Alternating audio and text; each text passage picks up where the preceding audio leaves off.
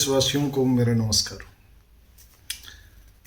यदि आप चंदन की खेती करना चाहते हैं या चंदन के बारे में जानना चाहते हैं तो भी ये वीडियो आपके लिए महत्वपूर्ण हो सकता है।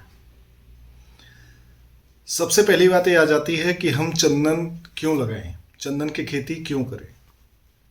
पहला क्वेश्चन आपका ये होना चाहिए आपके मन में, और आपके मन में इस क्वेश्चन होगा तभी आपने इस वीडियो पर क्लिक भी किया है।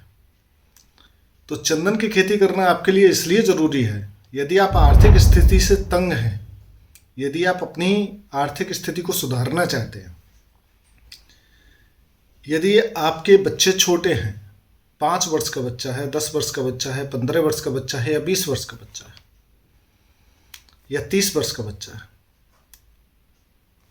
इस उम्र में अगर आपके पास बच्चे हैं तो आने वाले टाइम पर 10 से 15 साल, 12 साल, 18 साल के बीच में उन सब बच्चों को पैसे की आवश्यकता होगी, और आवश्यकता छोटी नहीं होती है। आज के ज़माने में यदि आप किसी भी प्रकार का कोई भी फंक्शन करते हैं, बच्चों की पढ़ाई लिखाई करते हैं, बच्चों को बाहर भेजना चाहते हैं, बच्चों की हायर एजुकेशन कंप्लीट करवाना चाहते हैं, तो आपको एक ह्यूज अमाउंट लगेगा, बड़ा अमाउंट, 10 लाख, 20 लाख, 15 लाख रुपए चाहिए, जो कि किसान के पास नहीं होता है। और अगर होता भी है तो जो खेती के पैसे को आपने 10 साल, 15 साल में एकत्रित किया है, उस पूरे के पूरे पैसे को एक बार में लगा के और फिर से खाली हाथ बैठ जाते हैं। फिर घर में कुछ न कुछ कार्यक्रम लग जाते हैं, बच्चियों की शादी होती है, वो भी 10-15 लाख रुपए से कम में नहीं चाहिए एक मिडिल क्लास इंसान को। इस तरीके से ये जो सारे खर्चे हैं, अगर आप इनको एक पार्टनर के तौर पर बच्चों को अपनी खेती के अलावा, जो खेती से कृषि करके आप जो पैसे एकत्रित करते हैं, इसके अलावा किसी अन्य चीज़ों से पैदा करना चाहते हैं, तो चंदन उसके लिए सर्वोत्तम है। चंदन से बेहतर पैसा आपको दुनिया का कोई भी पौधा नहीं दे सकता। ये बात सत्य है और आप भी जानते होंगे, क्योंकि अगर इस दुनिया में सबसे महंगी कोई लकड़ी है तो वो चंदन की लकड़ी है। चंदन की लकड़ी को अगर हम लगाते हैं तो हमारे पास एक पर्पज होना चाहिए, क्योंकि जब आपका पर्पज बड़ा होगा तो फिर आप उस लेवल से उन पौधों की देखरेख कर पाएंगे। उन पौधों में जो भी आवश्यक दवाइयाँ हैं, फर्टिलाइजर्स हैं, उनमें जो पैसा इन्वेस्टमेंट होगा वो आप मन खोल कर पाएंगे। आपको ये नहीं लगेगा कि इनमें जो हम पैसा इन्वेस्टमेंट कर रहे हैं ये कल के दिन हमको बेनिफिट देगा कि नहीं देगा। ये श्योर है कि अगर आप मन से चंदन की खेती करेंगे तो चंदन आपको बहुत अच्छा रिजल्ट देगा। इसके लिए सबसे पहले शुरुआत होती है कि चंदन किस प्रकार की मिट्टी में करें। तो बहुत सारे वैज्ञानिकों का मत और प्रैक्टिकल रिजल्ट के आधार पर ये कहा जा सकता है कि दलदली ज़मीन को छोड़कर, उसरीली ज़मीन को छोड़कर, जिसका पीएच मान 6.5 से कम है और जिसका पीएच मान 9 से अधिक है, उन ज़मीनों को छोड़कर हर प्रकार की मृदा में चंदन की खेती की जा सकती है। खास तौर से वो ज़मीन जहाँ पर जलभराव की स्थिति नहीं होती है, बलुई मिट्टी जिसको कहते हैं, पड़ुआ मिट्टी जिसको कहते हैं, कछार की मिट्टी, नदी के किनारे की मिट्टी, इस प्रकार की मृदा जिसमें जलभराव की स्थिति नहीं होती है, वो चंदन के लिए बहुत अच्छी होती है। और जिस मृदा में जलभराव होता है वहाँ पर चंदन अगर आप लगाते हैं तो बहुत सोच समझ कर लगाएं। चंदन को ऊपर उठाकर ज़मीन में जहाँ जिस लेवल से पानी आपका भरता है उस लेवल से कम 1 फीट ऊंचाई पर आपको उसका बेड बनाना है। इसके बाद चंदन का पौधा लगाएं, क्योंकि रूट में इन्फेक्शन हमेशा हो सकता है। बड़े होने के बाद में इसकी रूट में फंगस और इंसेक्ट पैदा होते हैं, जिसकी वजह से उसका जाइलम फ्लोएम चोक हो जाता है और उससे चंदन खड़े खड़े पूरा ख़त्म हो जाएगा और आपको फिर बहुत तकलीफ़ होगी, बहुत दुख होगा। तो सबसे पहली बात यह है कि हमें ये चेक कर लेना है कि हमारी मृदा किस टाइप की है। आपकी काली चिकनी मिट्टी है, उसमें भी सर्वाइव कर जाएगा, बस जलभराव की स्थिति नहीं होनी चाहिए। तो ये हमने जान लिया कि मिट्टी किस टाइप की चाहिए। दूसरी बात आती है कि चंदन की कौन सी प्रजाति हम लगाएं। चंदन 2 टाइप का होता है सामान्यतः, एक लाल चंदन जिसको देवी का चंदन बोलते हैं, दूसरा मलियागरी चंदन जिसको सफ़ेद चंदन के नाम से जानते हैं, उसी को पीला चंदन भी कहते हैं। तो दोनों की अपनी अपनी उपयोगिताएं हैं, क्योंकि जो वाइट सैंडल है, मलयागरी चंदन है, इसका 90% जो उपयोग है वो ब्यूटी प्रोडक्ट्स बनाने में जाता है, और जो उसका 10% उपयोग रहता है वो आध्यात्मिक कार्यों में जाता है, पूजा पाठ कर्मकांडों में चला जाता है। इसके विपरीत लाल चंदन जो होता है उसका 90% उपयोग आयुर्वेदिक दवाइयाँ बनाने में जाता है। और ये आयुर्वेदिक दवाइयाँ जैसे कि बड़ी बड़ी जो भी कंपनियां हैं, हिमालय है, पतंजलि है, हमदर्द है, ये सारी की डाबर हैं, ये जो बड़ी बड़ी देश की कंपनियां हैं, इनको आवश्यकता पड़ती है और मेडिसिन बनाने में ये बहुत ज़्यादा उपयोग में लिया जाता है। इसके बाद ये भी 10% 15% इसका उपयोग आध्यात्मिक कार्यों में जाता है। इसकी मालाएं बनती हैं, बहुत महंगे महंगे इंस्ट्रूमेंट्स भी बनते हैं, जैसे कि गिटार वगैरह है। बहुत बड़े भव्य मंदिरों में भी इनको फर्नीचर के तौर पर भी लगाया जाता है, जैसे कि मथुरा का प्रेम मंदिर है, और भी बहुत सारे मंदिर देश में हैं, इस्कॉन के मंदिर हैं, जिनमें ये लाल चंदन की लकड़ी का प्रयोग किया जाता है। तो उपयोगिताएं तो बहुत हैं। अभी आप जो बगल में देख रहे हैं, स्क्रीन पर देख रहे हैं, ये चंदन का वर्तमान रेट है। हमने जब चंदन पैदा किया तो आज की स्थिति हमारी क्या कहती है? हमने पौधे को लगाया, पौधे को लगाने के बाद पौधा तैयार होता है, तैयार होने के बाद हम उसको बेचते हैं। तो बेचने की क्या स्थितियां होती हैं, इसके लिए हम आपको एक पर्टिकुलर वीडियो बना देंगे। लेकिन बेचना कोई बड़ा काम नहीं है। यदि आपने अपने पास लगाया हुआ है, अपनी खुद की ज़मीन में लगाया हुआ है, तो आपने अंकित करवा दिया है, नहीं करवाया है तो करवा देंगे आप। लेखपाल को अंकित होने के बाद ट्रांसपोर्ट परमिशन तहसील से बनती है, बहुत आसानी से बन जाती है, और उसको आप बड़े आसानी से मार्केट कर सकते हैं। इस बात का ध्यान रखें कि चंदन जब भी आप लगाएं तो कम से कम पौधों की संख्या 50 या 100 पौधे रखें, इससे कम मत रखें, क्योंकि यदि आप उससे कम पौधे लगाएंगे तो आपको बेचने में समस्या होगी, आपको एक अच्छा रेट नहीं मिलेगा, मेहनत और समय आपका बराबर चला जाएगा। अब 1 एकड़ में कितने पौधे आते हैं? यदि आप चंदन के पौधे लगाते हैं तो कितनी उसकी डिस्टेंस रखनी चाहिए, बीच में हमें कोई फसल करनी चाहिए कि नहीं करनी चाहिए? तो देखिए, चंदन क्या होता है कि 10 बाई 10 फीट की दूरी पर भी लगाया जाता है, 15 बाई 15 फीट की दूरी पर भी लगाया जाता है, 20 बाई 15 फीट की दूरी पर भी लगाया जाता है। ये आपके ऊपर निर्भर करता है कि आप उस खेत में जो खाली पड़ी हुई जगह है उसका सदुपयोग किस तरीके से करना चाहते हैं। तो चंदन का डिस्टेंस अपना होता है, लेकिन 100 स्क्वायर फीट ज़मीन कम से कम एक पौधे को चाहिए, इससे कम बिल्कुल मत रखें, और हो सके तो आप इसको बढ़ा के रखें। 15 बाई 15 रखेंगे और अच्छा रहेगा। आपके बीच का जो स्पेस होगा उसमें ट्रैक्टर बहुत आसानी से चलेंगे, अच्छे से आपका ट्रैक्टर से जुताई होती रहेगी, घास पैदा नहीं होगी। तो इसके बीच में आप छोटी फसलें ले सकते हैं, सारी कंद वाली फसलें ले सकते हैं, जो भूमिगत फसलें होती हैं, आलू, प्याज, बैगन, लहसुन, इस तरीके की आप फसलें ले सकते हैं। छोटी वर्गीय फसलें आप ले सकते हैं, बरसीम, मेथी, धनिया इत्यादि प्रकार की फसलें आप लेते रहें, मटर वगैरह। इससे किसी भी प्रकार का चंदन को कोई नुकसान नहीं होता है। अब बात ये आती है कि चंदन का पौधा लगाने पर 1 एकड़ में पौधों की संख्या कितनी आती है? तो 45,000 स्क्वायर फीट का लगभग 1 एकड़ होता है, और 10 बाई 10 फीट की दूरी पर आप पौधे को लगाते हैं तो लगभग 100 स्क्वायर फीट एक पौधे को जगह चाहिए होती है, जिससे 450 पौधों का पौधरोपण होता है। 450 पौधे आप 1 एकड़ में लगाते हैं। पौधे किस रेट पर मिलते हैं? अब सब्जेक्ट हमारा ये आ जाता है, टॉपिक ये आ जाता है कि पौधे किस रेट में हमें उपलब्ध हो जाते हैं। देखिए, बात क्या होती है कि चंदन का पौधा नर्सरियों से अगर आप लेते हैं तो शायद 100 रुपये, 150 रुपये, 200 रुपये की कीमत का एक पौधा आपको मिल जाता है। लेकिन यदि आप किसी संस्था के तहत गारंटेड पौधा लगाते हैं, 2 चीज़ें होती हैं, एक होता है कि पौधे को लगाना और एक होता है कि पौधे को तैयार करना।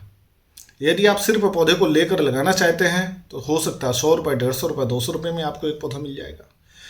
लेकिन यदि किसी संस्था के माध्यम से आप पौधा लगाना चाहते हैं और आप ये चाहते हैं कि जितना पौधा मैं लगाऊं उतना पौधा हमारा तैयार हो जाए, तो फिर पौधों की कीमत आपको 400 या 500 रुपये प्रति पौधा पड़ेगी।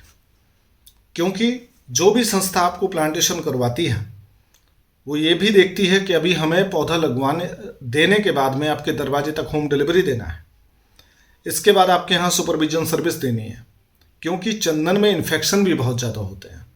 हमें समय समय पर फंगिसाइड, इंसेक्टिसाइड का प्रयोग करवाना पड़ता है। कब कौन सी दवा किस मात्रा में पड़नी चाहिए यह किसान को जानकारी नहीं होती है। सामान्यतः यह जानकारी किसानों के अलावा जो दुकानें होती हैं, इंसेक्टिसाइड कीटनाशक की दुकानें होती हैं, उनको भी अंदाज़ा नहीं होता है कि हमें कौन सा इंसेक्टिसाइड, कौन सा फंगिसाइड किस मात्रा में डलवाना है। तो इसके लिए कृषि विशेषज्ञों की आवश्यकता पड़ती है। जो एक्सपीरियंस कर्मचारी होते हैं उनको अपने आपके दरवाजे तक भेजना पड़ता है।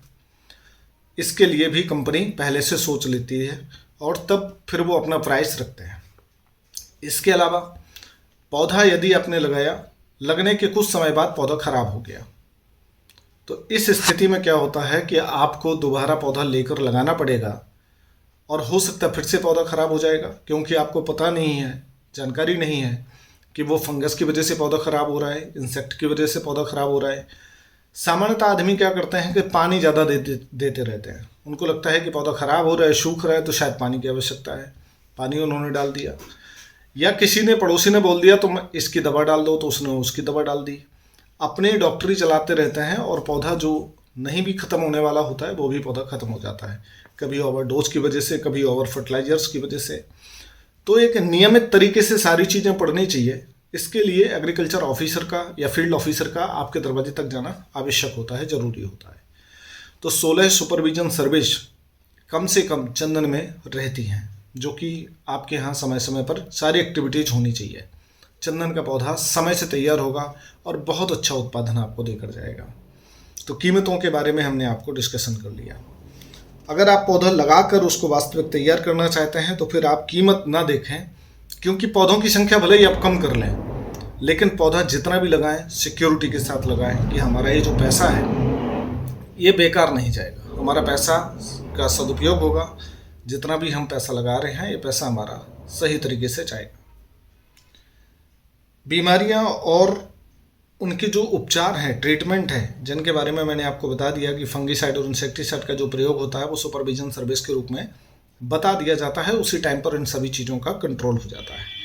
अब एक सवाल आता है कि इसमें होस्ट प्लांट कौन सा लगाएं, क्योंकि चंदन एक होस्ट प्लांट है। चंदन खुद का भोजन नहीं बनाता, ये भी एक बात है। तो देखिए, चंदन दो प्रकार के होते हैं, जैसे कि मैंने आपको बताया, मलयाग्री चंदन होता है और लाल चंदन होता है। जो मलयाग्री चंदन है ये होस्ट प्लांट होता है। इसके लिए सर्वोत्तम कैजुरीना नाम का पौधा होता है जो लगाया जाता है, माना जाता है। कैजुरीना उसको बहुत अच्छे से होस्ट प्लांट के रूप में सपोर्ट देता है। और इसके अलावा जहाँ पर कैजुरीना आप लगाते हैं उससे भी एक बेहतर चीज़ होती है मालाबार नीम। इसको भी आप लगा सकते हैं। इसके बारे मालाबार नीम ही क्यों लगाएं, इसके बारे में भी हम आपको पर्टिकुलर एक वीडियो बना के देंगे कि मालाबार नीम लगाने से क्या हमको और बेनिफिट हो सकता है।